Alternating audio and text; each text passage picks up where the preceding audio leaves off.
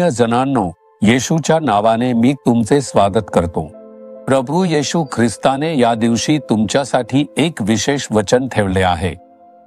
जेव्हा तुम्ही त्याचे वचन स्वीकारता तेव्हा तुमच्या जीवनात चमत्कार घडेल, त्यावर विश्वास ठेवावा लागेल आणि जेव्हा तुम्ही तोंडाने कबूल करून प्रार्थना कराल तेव्हा तुम्ही तो चमत्कार पाहू शकाल। मी सांगितले होते ना की इथे ब्राझीलमध्ये पीडित लोकांना ठेवून त्यांची काळजी घेऊन त्यांच्या जीवनात एक मोठा आशीर्वाद आणला जातो। त्या कॅम्पसमधील हे चॅपल आहे। याच्या आतच ते एकत्र येऊन प्रार्थना करतात, वचन सांगितले जाते, लोक आराधना करतात। सेवा कार्य कसे चालते? 10-15 ठिकाणी या देशात तुम्ही केंद्र चालवत आहात, हजारो लोकांची काळजी घेत आहात। हे कसे शक्य आहे? विचारल्यावर त्यांनी दिलेले उत्तर, विश्वास। आम्ही त्याच्यावर विश्वास ठेवतो, तो आमच्या गरजा पूर्ण करतो, तो अद्भुत रीतीने मार्गदर्शन करतो। प्रभू आज तुम्हालाही काय म्हणतोय? रोमकरास पत्र अध्याय 10 वचन 11। त्याच्यावर म्हणजे येशूवर विश्वास ठेवणारा कोणीही फजित होणार नाही। तुम्ही लज्जित किंवा फजित होणार नाही। तुम्ही येशूवर विश्वास ठेवता का? त्यानेच आकाश पृथ्वी निर्माण केली असे विश्वास ठेवा। तो तुमच्यासाठी क्रूसावर मेला आणि पुन्हा जिवंत झाला यावर विश्वास ठेवावा लागेल। तो आताही जिवंत आहे असा विश्वास ठेवावा लागेल। तोच जगाचा न्याय करायला परत येणार आहे यावर विश्वास ठेवावा लागेल। त्याच्यामध्ये सामर्थ्य आहे असा विश्वास ठेवावा लागेल।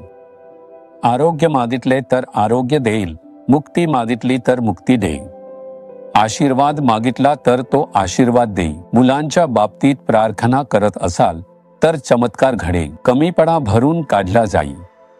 तुम्हाला काय हवे आहे? कोणता चमत्कार हवा आहे? त्या बाबतीत प्रभू चमत्कार करण्यास समर्थ आहे यावर विश्वास ठेवा। जर तुम्ही विश्वास ठेवला तर तो तुम्हाला कधीच लज्जित होऊ देणार नाही। तो अद्भुत रीतीने तुमच्या गरजा पूर्ण करणारा आणि तुमच्यासाठी महान कार्य करणारा आहे। मी नेहमी सांगतो ना, त्याच्यावर विश्वास ठेवूनच आम्ही या सेवा कार्यात पाऊल ठेवले। प्रभूने कधी कमी पडू दिले नाही, हात सोडला नाही, आम्ही लज्जित झालो नाही। सर्व गरजा पूर्ण केल्या, सर्व गोष्टीत विजय दिला। आम्हाला मार्गदर्शन करणारा प्रभू तुम्हाला मार्गदर्शन करणार नाही का? हे सेवा कार्य करणाऱ्या मुलांना प्रभू गरजा भागवून मार्गदर्शन करतोय, तर तुमच्यासाठी करणार नाही का? नक्कीच करेल। विश्वास ठेवा। येशूच्या सामर्थ्यावर विश्वास ठेवा। येशू ख्रिस्त चमत्कार करतो यावर विश्वास ठेवा। त्याच्याकडे प्रार्थना केली तर तो माझ्यासाठी चमत्कार करेल।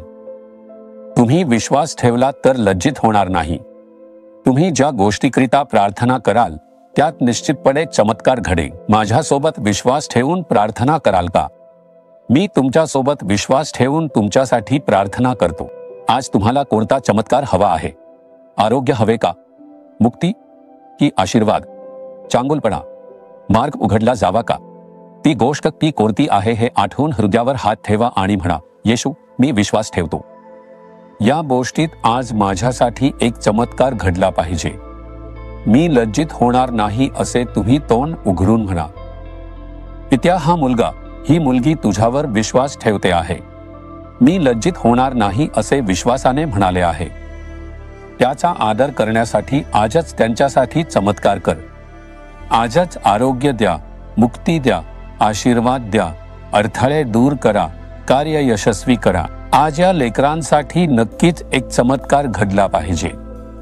मी विश्वास ठेवतो येशूच्या नावाने, आमेन, आमेन। जीसस रिडीम्ड मराठी ह्या YouTube चॅनेलला सबस्क्राइब करा।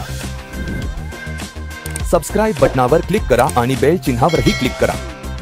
दररोजच्या नवीन कार्यक्रमांची माहिती मिळवा।